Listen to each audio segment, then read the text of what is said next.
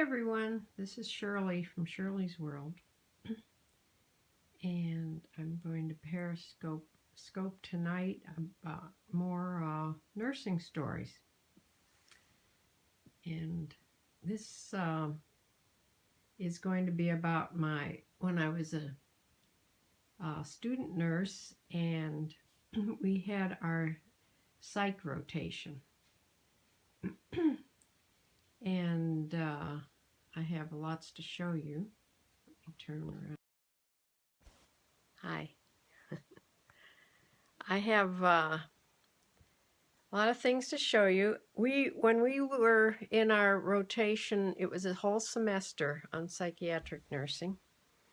And this was in probably 1961 or 62, because I started on training in this 1960. So this is probably a couple years into the training. And we went to 2 different hospitals for our psych training. And one was a private hospital. And it was in Cleveland somewhere. I'm not sure where it was, but I know it was in the city, someplace in Cleveland. And the name of it was Ingleside Psychiatric Hospital. And they used to call them mental hospitals back then. So Ingleside was, most of the units were all locked. And I remember we were assigned to a patient. And what we had to do was we'd sit down with that patient and we would talk to them. And we were taught how to talk to these patients. You always, if they asked you questions, you'd ask the question back in a way, you know. For a long time, I got so used to doing that semester that a lot of times if anybody asked me a question, this was just friends or whatever, my family, I would ask the questions back to them. It sort of got to be a habit after a while. We did it so much. Hi, Sheila. Thanks for joining. So the name of that hospital was Ingleside. I forget the name of the mansion. Hi, Sheila. It was a mansion that was changed into this hospital. And I don't know how many rooms it had, or I don't remember any of that. And it's hard to find information about Ingleside online. I only found a little bit about it. But I remember having patients and sitting down with them. We had to write everything down, longhand, of course. This was all longhand back then. And you would ask them a question, and they would answer, and you'd write everything down. And you'd tell them that you were going to do this, of course, first.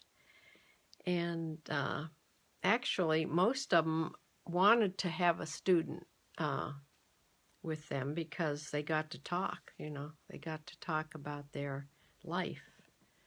So my very first patient had been in the hospital a long time. And when I was reading his history, here he had killed his wife with an axe.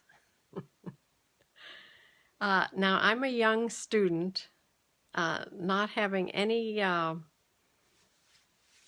yes, you just never hear of this kind of stuff when you're my age that I was. We're like 19, 20, 21 years old, and I'm talking to this man that had been in the hospital a long, long time. I guess, yes, I was very shocked. But I had no problems. He talked, and I wrote everything down, and I don't remember any of the things he talked about, but I don't think it was about that. I know another patient that I remember sat in a rocking chair and she just rocked, rocked, rocked, rocked. Yes, he was nice. And this lady, and it always reminds me, you know, I tend to, when I'm doing things, sometimes when I'm sitting doing something, and this particularly happens when I'm alone and I'm eating, I rock a little bit. That sort of worries me. Yeah. So that hospital, we found out about,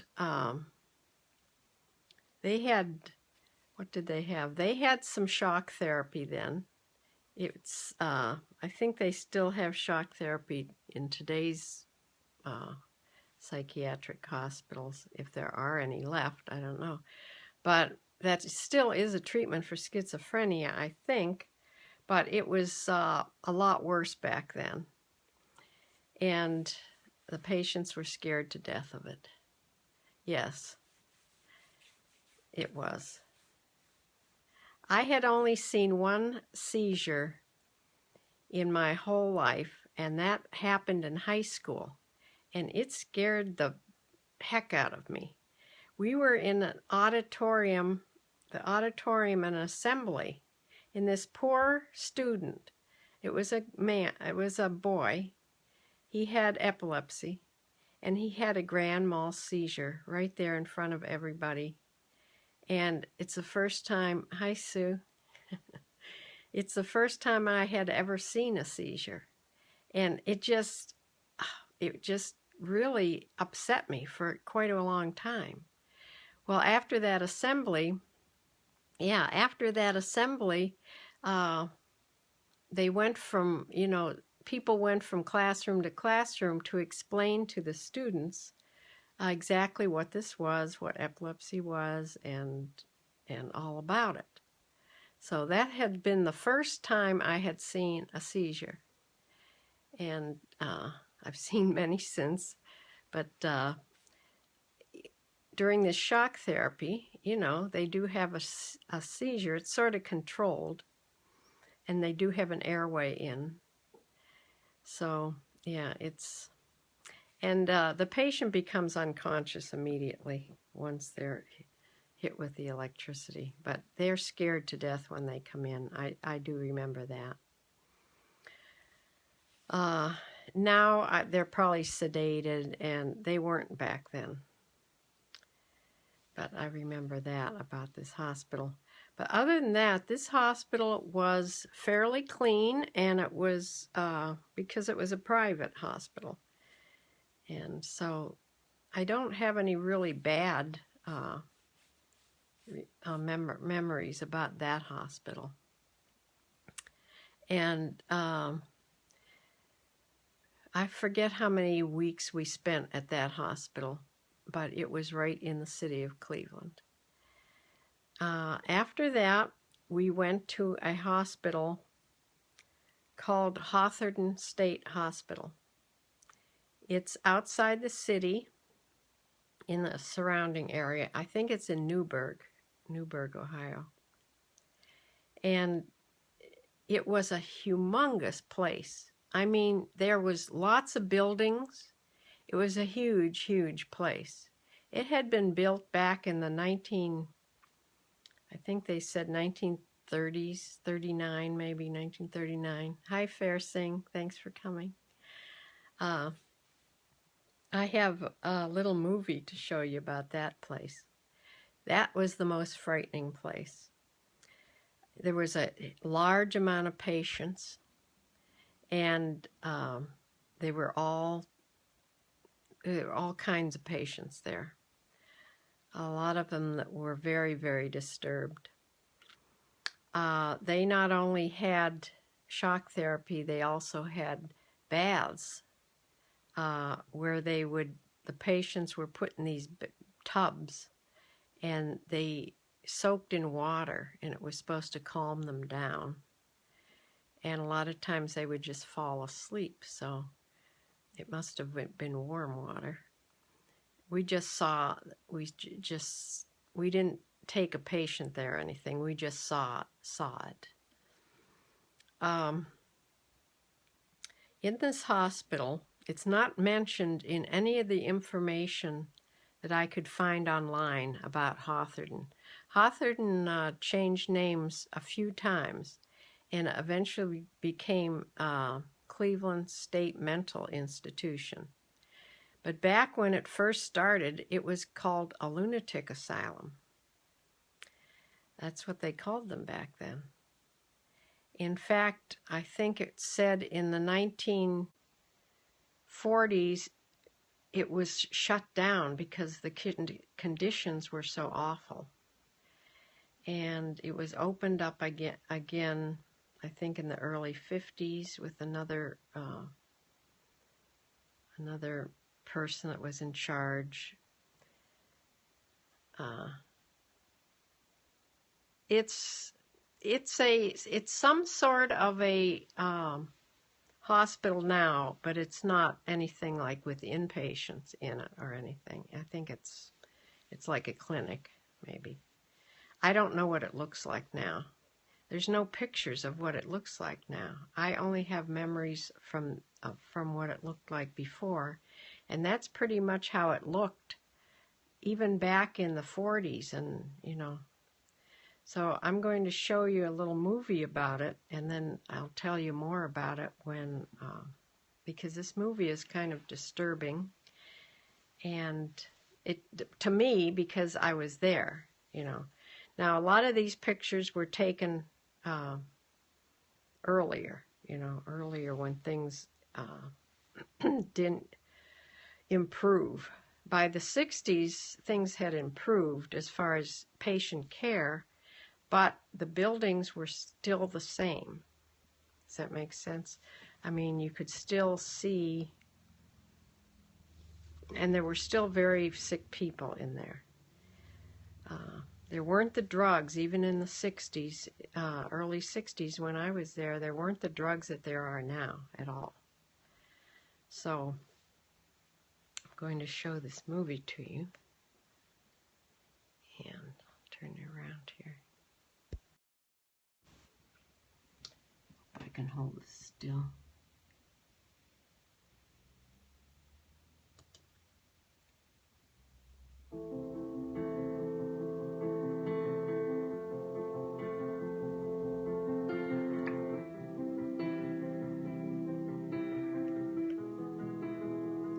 I'm going to turn this on its side to see if that works.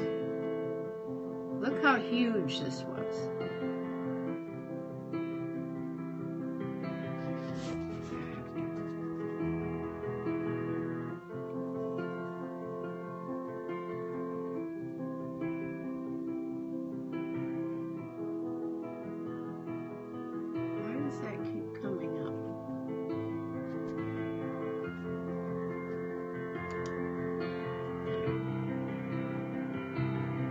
State Hospital building. This was the main entrance. It was written in an article called Bedlam, 1946. This was the men's cottage. They were called cottages, and that's the women's cottage.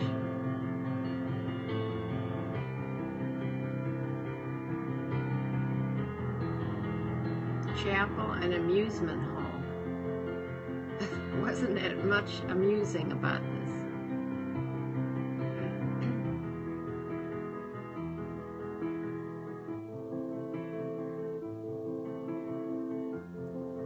They had a bowling alley, I guess. I don't ever remember seeing that.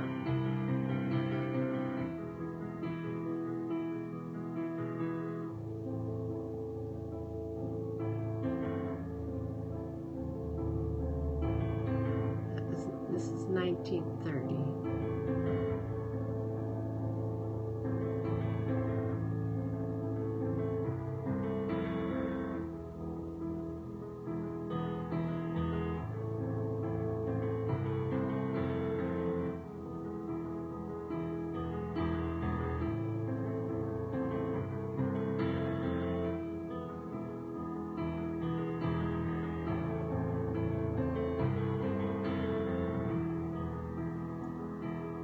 nurse's home. I'm not quite sure. I'm not sure if they had nurses staying there, maybe. I didn't know that.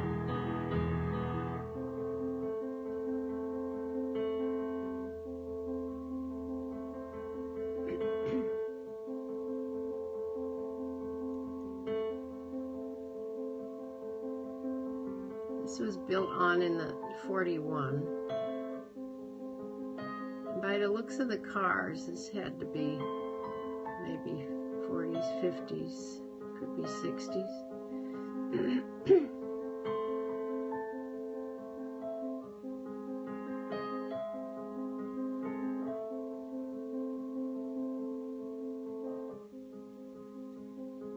See what a huge place it was?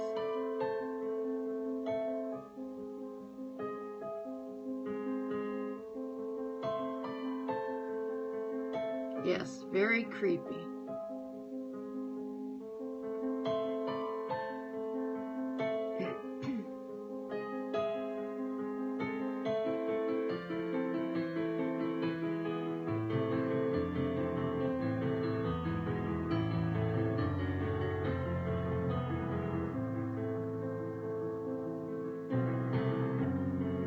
It was a sad, dark place. Yeah, it was closed in 45. However, it was opened again, 50s.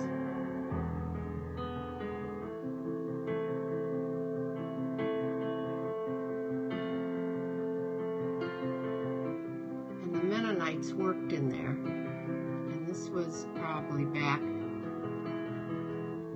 when it was reopened and things were a little better. They're showing really nice pictures here. See, that's the locked. All the doors were locked. Everything was a locked units. All right, here. I want you to see. See that student nurse standing in the back. You recognize the uniform? That's a Huron Road Hospital student. And that's somebody going to get shock therapy. On the table, they put an airway in. But this is right when we were there. I'm sorry, my arm is shaking because I'm holding this up so.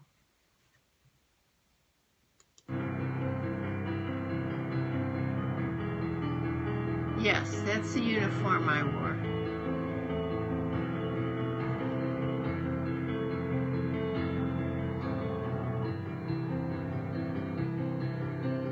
These are, I don't know, either workers or that's on the in the men's cottage.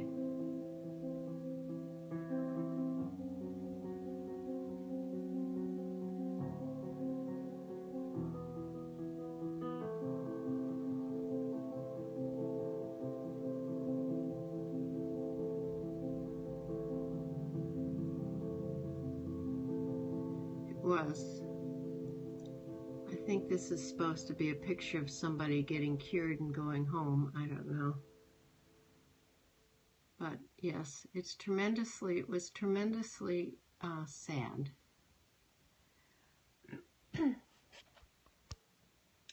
So that gives you an idea, the camera. It gives you an idea of something about the size of this place. Now, we only, of course, got to see small parts of it. I mean, it's so huge. So I don't think we were even allowed in the really bad parts. The places we were in were bad enough. So I think I have a couple memories besides the shock therapy. Of course, that sticks with you. Besides that, this hospital also had farming connected with it, farmland all around it, so that some of the patients that were like trustees, I guess, I don't know if that's what they called them, but they were allowed to work on the farm, and they raised food for the hospital. And they also had their own sewage system, their own everything. It was like a self-contained place. It was so big. We were assigned patients there too. The one that I remember the most is somebody that I didn't even get to talk to. They were all supposedly trustees, okay? These patients that we would spend, half the day with. So mine happened to be at work, and he was working in the sewage plant. It's not a plant, it was like an outdoor place. And I remember they took us by bus and dropped us off by these patients that we were going to spend the day with. When they got to the man that I was to be with, it was deserted. He was all by himself, this one man, and he was standing up on this hill because, I don't know if I can explain this, but there was like hills and then big areas where the water was, where I don't know if that was sewage or what that was, big troughs of water. And there was lots of them, like 6 in a row of these hills and troughs. And he was standing up there. And we pulled up, and I just looked at my instructor like, are you crazy? I'm not going to get out here. So she didn't even have a conversation with me. They just turned the bus around, and I was assigned another patient. Thank goodness. I did not want to spend my, day with this man that I didn't even know much about yet, and it was a deserted area. So I was lucky in that respect, I guess. Probably nothing would have happened, but, here I am, 19, 20 years old. This is all new to all of us, so. But I was assigned another patient, which I don't remember, so it must not have been anything really, really, really interesting. But I remember the patients, the ones that would walk around, they had to come to the nurse's station and get their meds. And I don't know if you remember that Jack Nicholson movie about the cuckoo nest, something. Remember there was a nurse's station and the patients would come there and get their medicines? That's how it was in this hospital. Okay, I wanted to tell you one more thing about this hospital. Well, a few more things. They don't mention, I could only find it mentioned, yes, One Flew Over the Cuckoo's Nest. And I could only find one person that talked about this. But there were so many buildings. Between the buildings, underneath the ground, there were tunnels. The tunnels led to each building. They were big round tunnels, and it seems to me I remember that they were like brick or something. This just all came to me when I was reading about this hospital. I knew about the tunnels, and I was hunting to where it was mentioned, and it was only mentioned one place that they had these tunnels. And the caretakers would lead the patients through these tunnels to get from one building to another, especially in bad weather, So, yeah, I thought that was really creepy. That I just, back when this hospital was not a good place at all. They were very spooky. I just wonder all the things that probably happened. I don't know. But they do mention it in an article as one of the haunted places, hospitals in Ohio. And they mention Hawthorne. So they gave no stories, though. I'm going to research this more. But let's see. Patients slept in little iron beds. They were like single beds, iron top and bottom, footboard and headboard, and just a mattress. And I remember those were lined up in like wards. There were very few private rooms. The private rooms were all locked down. People that had to be locked down.